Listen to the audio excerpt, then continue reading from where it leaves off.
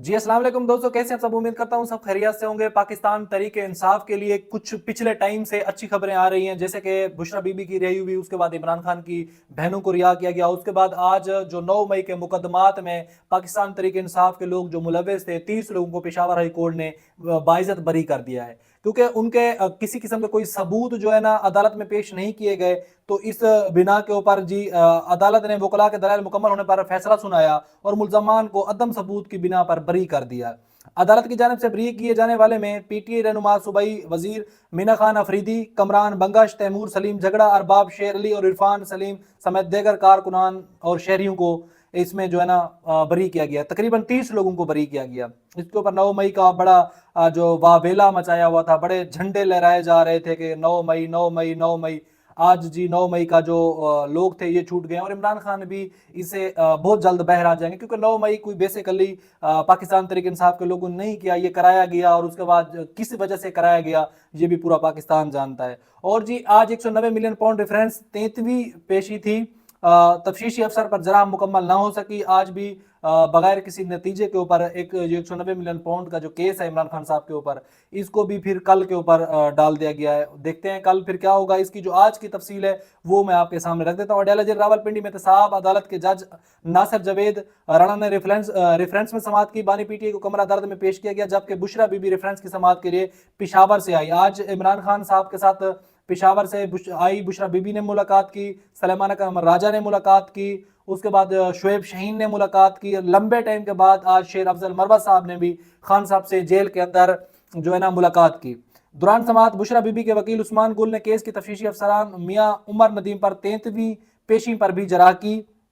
नए प्रोसिक्यूटर अमजद परवेज ने बुशरा बीबी के वकील उस्मान गोल की गैर जरूरी सवालात पर इतराज उठाया और उन्होंने कहा कि आला अदलिया की जानिब से भी गैर जरूरी सवालात को नापसंदीदा अमल करार दिया गया है। गैर जरूरी सवालात पूछ कर अदालत का वक्त ज़ाय ना किया जाए। उन्होंने मौक़िफ़ अपनाया कि केस की तफ्तीशी अफसर केस का रस्मी गवाह होता है, ना कि चश्मदीद गवाह। वकील अमजद परवेज ने बताया कि गवाह से पूछा जा रहा है कि रेफरेंस के 10वें वाले में कितने सफ़ात पर लफ्ज़ कन्फिडेंशियल लिखा गया है। जितने भी सफ़ात पर कन्फिडेंशियल लिखा गया है वो रिकॉर्ड का हिस्सा है, ये गैर ज़रूरी सवाल है। इसके अलावा वकला सफाई जो भी सवाल पूछना चाहे वो गवाह से पूछ सकते हैं। अदालत ने प्रोसिक्यूशन के एतराज़ को दुरुस्त करार देते हुए वकला सफाई को गैर ज़रूरी सवाल करने से रोक दिया। वकलाई सफाई ने अदालत की जानिब से एतराज़ दुरुस्त करार देने के लिए फैसले को हाई कोर्ट में चैलेंज करने की इस्तदा की, जिसके बाद अदालत ने 190 मिलियन पाउंड रेफरेंस पर समाअत कल तक मुलतवी कर देगी। ये कल दोबारा होगा। कल इसके ऊपर क्या रिजल्ट होता है ये कल के दिन ही देखा जाएगा। और जी सलाम जो शेर अफजल मरवा साहब ने जो गुफ्तगू की इमरान खान साहब से कि वो मैं आपके सामने रखता हूँ। इमरान खान एक तो अपने मौक़िफ़ के ऊपर डटे हुए हैं, वो किसी किस्म की कोई डील ना इनसे ना वो चाहते हैं, ना कभी वो डील वाले इंसान हैं। हालांकि ख्वाजा आसिफ का भी बयान आया है कि वो इमरान खान साहब अब डील करना चाह रहे हैं और डील कर रहे हैं। तो भाई डील ये तो बताएं वो डील कर किससे रहे हैं? क्या आप लोगों से डील कर रहे हैं? इमरान खान साहब तो पंजाब के अंदर जो अडियाला जेल है उसमें कैद हैं, वो आपके अंडर हैंड ओवर है। तो ये आप उन क्लियर करके तो बताएं ना वो किन से डील कर रहे हैं, आप लोगों से कर रहे हैं या मुक्तदरा से कर रहे हैं? ये तो फिर बात क्लियर होनी चाहिए। और शेर अफजल मरवा साहब की जो इमरान खान साहब से बातें हुई वो मैं आपके सामने रख देता हूँ। ज़राए के मुताबिक पीटीआई रहनुमा शेर अफजल मरवत ने इमरान खान से अडयाला जेल में मुलाकात करने के बाद मीडिया से गुफ्तगू करते हुए कहा कि बानी पीटीआई को बताया कि वज़ीर आला खैबर पख्तूनख्वा ने एहतजाजी हिकमत अमली ठीक नहीं बनाई। बानी पीटीआई ने कहा कि अगर मिलिट्री कोर्ट्स बन जाती है तो मुझे कोई फ़र्क नहीं पड़ता।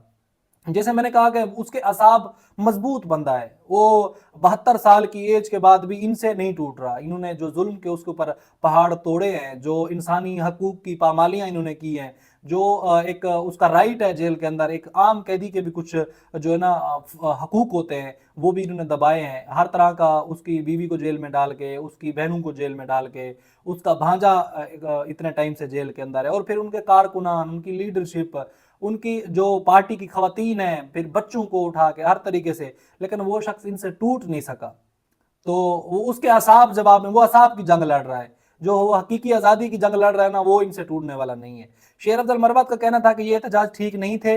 वजीर आला खैबर पख्तूनख्वा ने एहतजाजी हिकमत अमली ठीक नहीं बनाई, बानी पीटीआई ने कुछ फैसले किए हैं जो सुलेमान अकरम राजा बताएंगे। उन्होंने कहा कि हमारे साथी ने इमरान खान को बताया कि मौलाना फजलुर रहमान की वजह से मिलिट्री कोर्ट्स नहीं बनी। बानी पीटीआई ने कहा कि अगर मिलिट्री कोर्ट्स बन जाती है तो मुझे कोई फर्क नहीं पड़ता। उनका कहना था कि बानी पीटीआई ने नई एहतजाजी कमेटी बनाने की हिदायत की है, मैं इस कमेटी का हिस्सा हूँगा।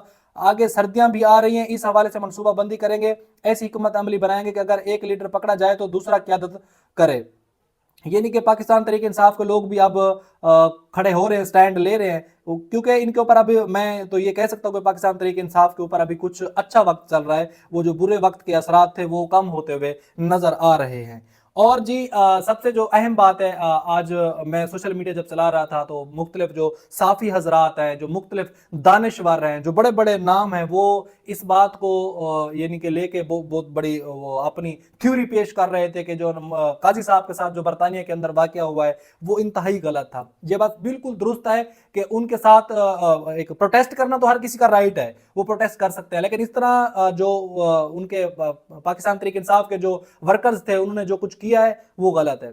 लेकिन आप तस्वीर का सिर्फ एक ही रुख बयान मत करें, एक ही रुख मत बताएं कि सिर्फ पाकिस्तान तहरीक इंसाफ के कारकुनानों ने उसके साथ गलत किया है, तो ये भी बताएं ना कि काजी साहब ने क्या कुछ पाकिस्तान के अंदर किया है।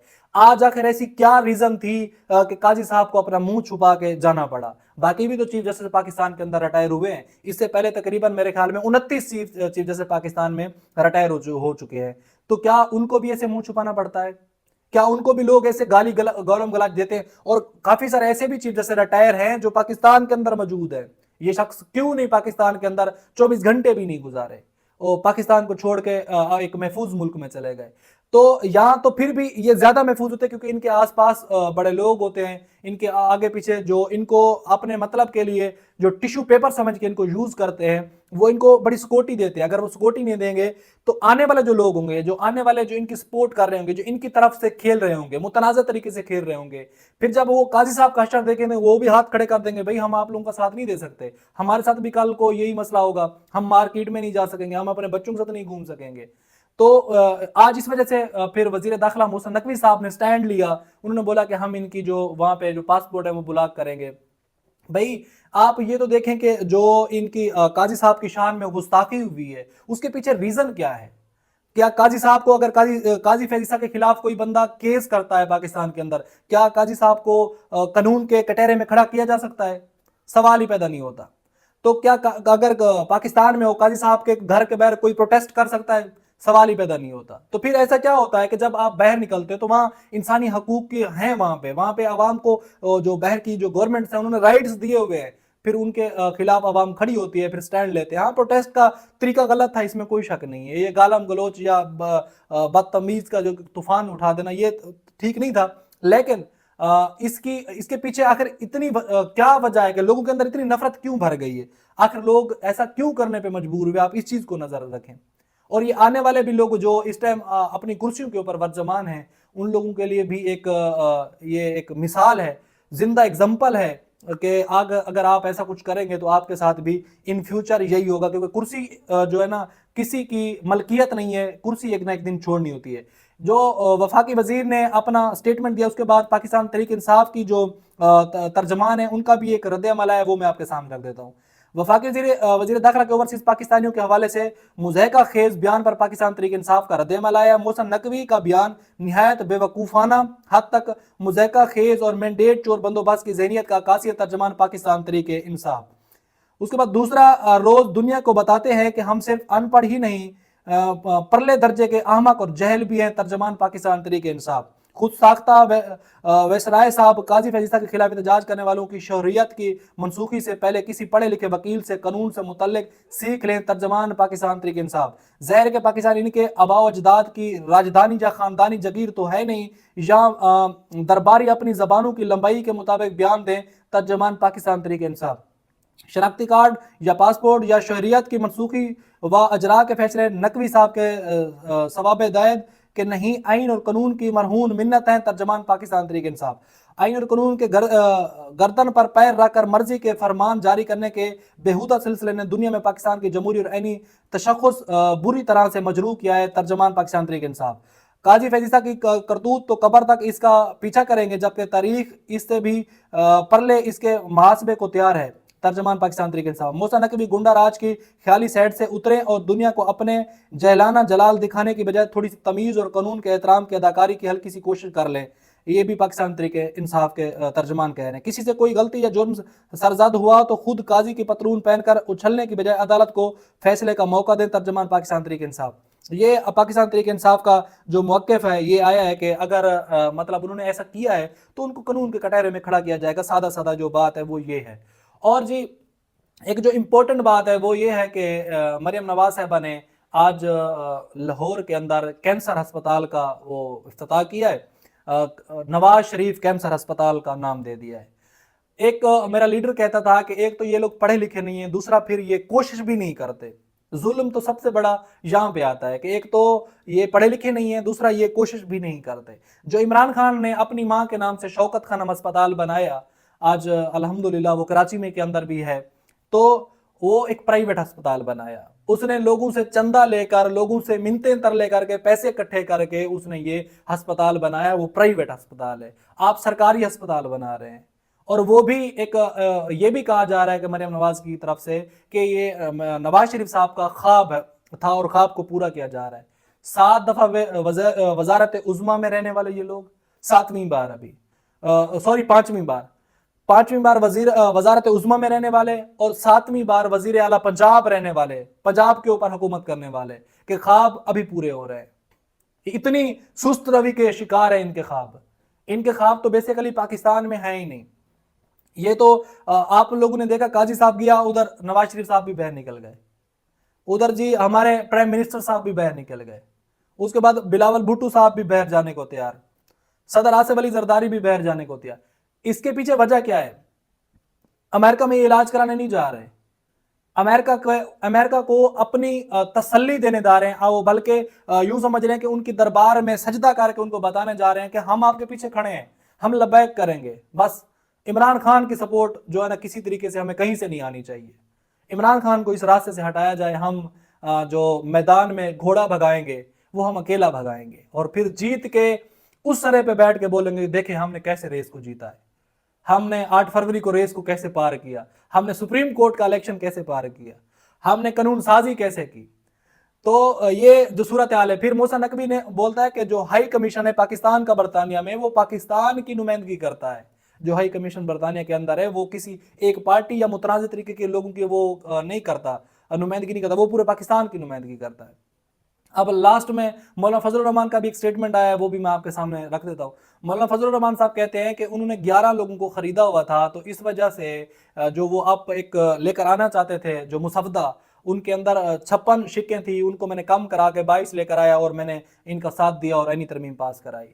तो मौलाना साहब अगर सेनेट के अंदर आप वोट ना देते तो किसी तरीके से ये ऐनी तरमीम पास नहीं होनी थी। सेनेट के अंदर आपके अगर 5 वोट कास्ट हुए हैं तो तब जाके उनके वोट पूरे हुए।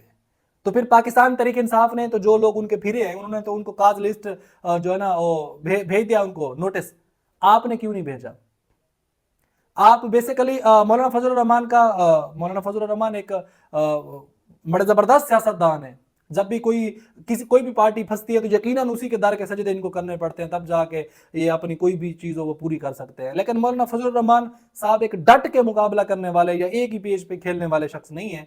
वो मिलजुल के ऐसे सेटअप को चलाना चाहते हैं। वो मतलब किसी तरीके से मिलजुल के जो भी हो, कुछ ना कुछ हमें दे दो, कुछ तुम ले लो, बस ऐसे मिल के सिस्टम को चलाना चाहते हैं। तो जो अब तक की जो सूरत हाल थी वो यही थी जो मैंने आपके सामने रखी। अब तक के लिए इतना ही। अपना बहुत सारा ख्याल रखें। पाकिस्तान जिंदाबाद।